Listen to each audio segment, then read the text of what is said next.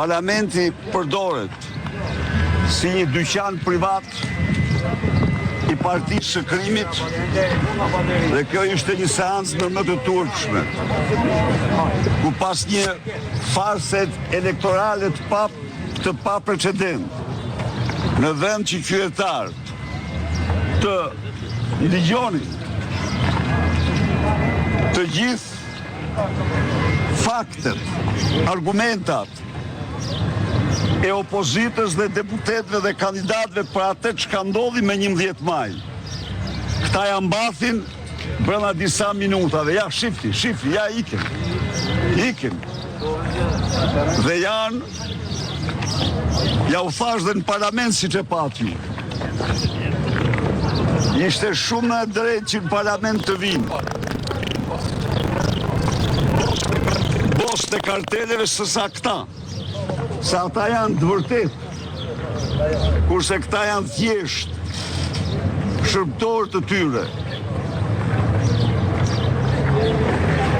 Megjithatë, ajo që duhet garantoj shqiptarët, vendosmërinë e palë kundër të opozitës të mbrojë kauzën e drejtë të tyre për votën e lirë. Faleminderit. Tani pyetje se e kishit parë duke i çfarë pyetje keni?